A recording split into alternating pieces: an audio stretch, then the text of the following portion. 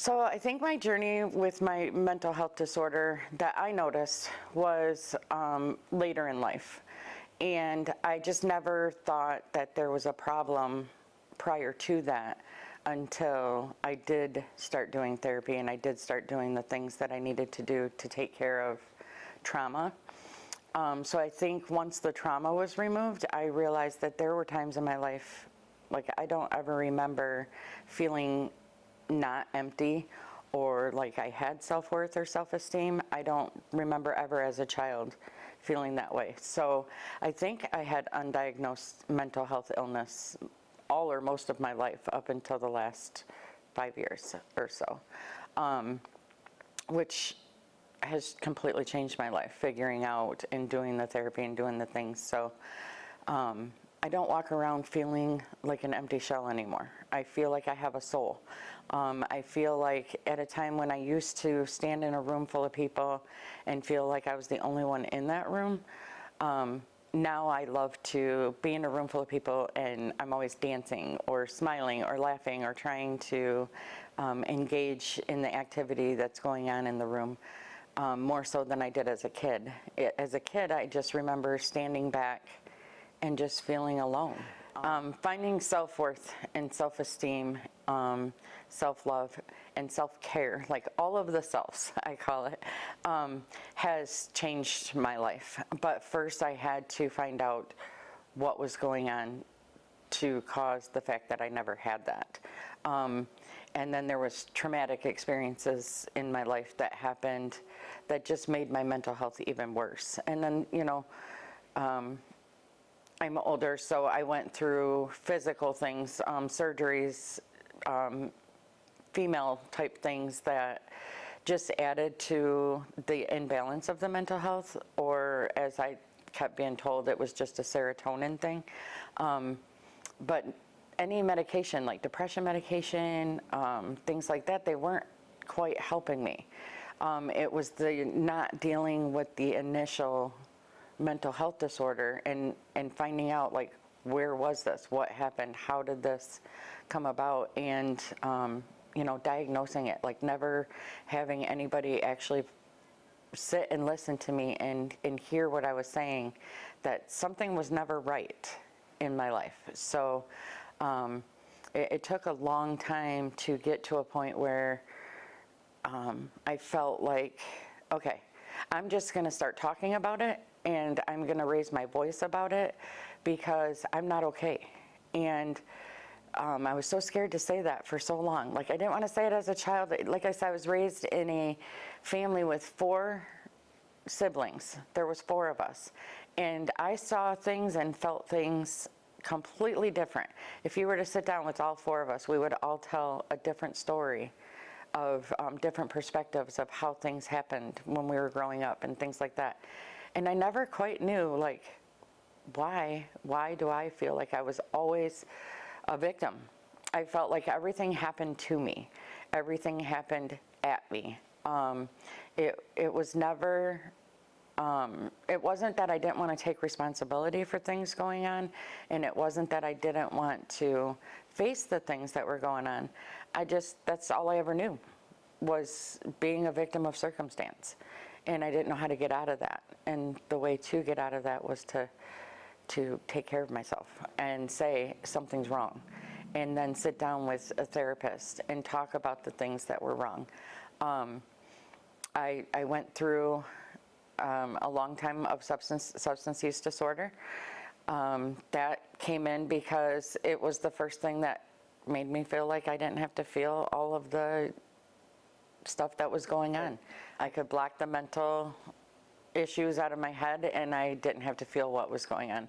I didn't have to face the traumas that happened in my life. I remember it started with, I went to the dentist and I had some teeth pulled and some root canals done, and they gave me a medication that, like as soon as I took it, I was like, okay, I feel better. But I didn't realize the feel better wasn't pain, it was my mental health. And I never put 2 and 2 together with that. And then I was in an accident and then another accident right following that. And the 2 of those accidents together provided me with a substance cocktail, basically, that ended up being my substance of choice. And so I went off and running with that for years. And the guilt and the regrets and all the things that piles on, because I'm a mother and now a grandmother, like not being present in my children's life because I was too busy trying to self-medicate. Those regrets, they just build up every day.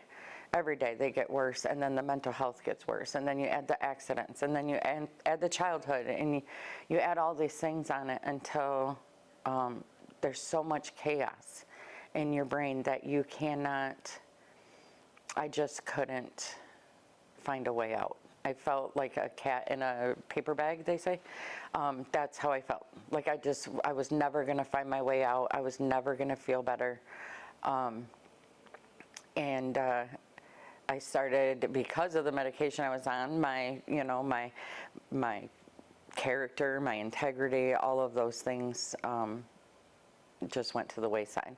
And I ended up getting in legal trouble. It was when I went to jail. And they locked the door and they said, sorry, you can't have any of those medications because none of them were prescriptions. But they weren't any prescriptions that you're allowed to have in jail. So I had to detox from those and then sit in jail. And it wasn't until, the good thing about that was I got to detox from the medications completely and start over. And I had to sit with myself in a cell for months. And then I was able to go to treatment. And I went to a treatment center that was ran by women, for women. I think that was the greatest gift I could have had.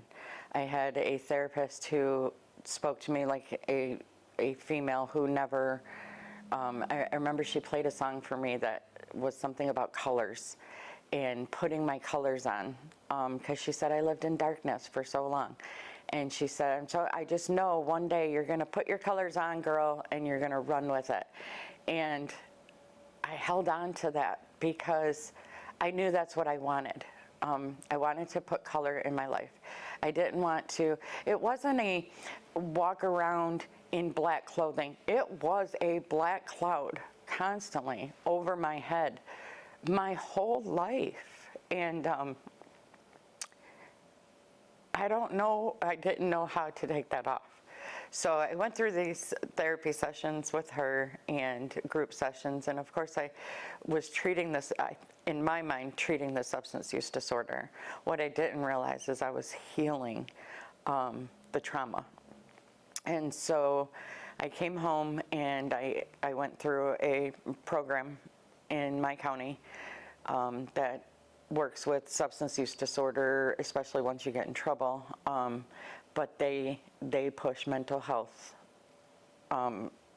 extremely.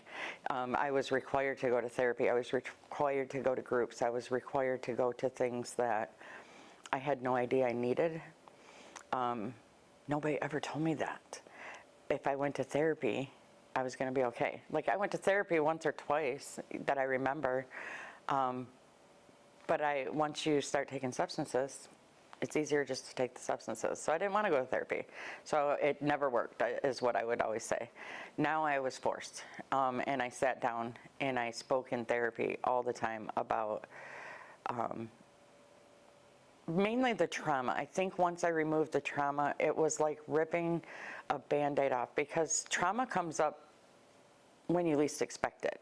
I would be fine one day and something would happen, or somebody would say something, or and it would just change the whole thing going on.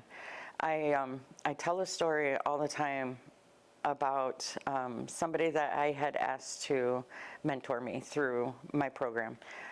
She had gone through the program, and I had, because of the first accident I was in, I just could not get in water and not think about the accident. It happened in a boat, so I just couldn't get past it. I didn't know how to fix it, and I didn't know what to do. But for 15 years, if I went on a boat or in water, I would freeze.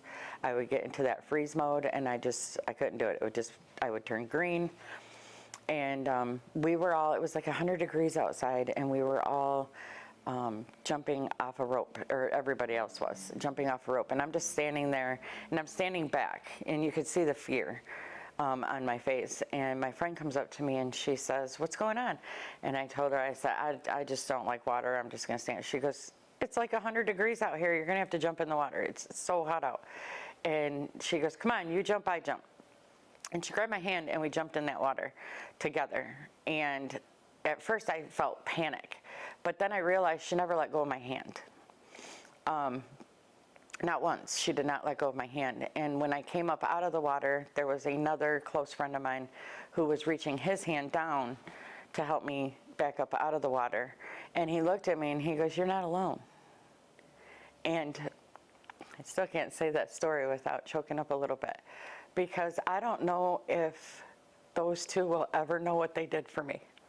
That day changed my whole life, because it never was about the accident. I think all of it was about going through life feeling alone. But that day when I came up out of the water and was told I'm not alone, and realized that still she had not let go of my hand, I was like, this whole outlook, like this light came on inside of me, and I was walking down the road and I'm like, "But you guys don't understand." They're like, "We do understand. We do understand." And then I realized at that moment, they understand. There's a whole bunch of people in this world that understand what being alone, feeling like a victim, feeling like nothing's gonna get better, feeling like mental health is something that we have to live with and never get treatment for, or never find our people, and never be okay in the scenarios or the moments or the times that we're in.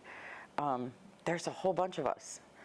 And when we get together and we all talk about it and we can relate, that's healing. Because then I can sit in a room full of people who are normal, as we call it, normies, and I can feel a part of, and I feel okay, and I sit taller, and I hold my head up today, because I'm not Carole with the mental health. I'm not Carole with the substance use disorder. I'm not Carole who got in trouble today. I'm Carole who has healed from a lot of trauma and a lot of chaos, but today I'm a mom, and I'm a grandma, and I'm an employee, I'm reliable, I'm all of these things, but first and foremost, like, I'm Carole, and I'm okay. Like, I'm not empty anymore. I have a soul. I have colors. I have dancing to do. I have hiking. I have all these things that are so much healthier and better labels than being, labeled with nothing, because that's the scary part about my mental health disorder, is I feel like it was always there and nobody noticed.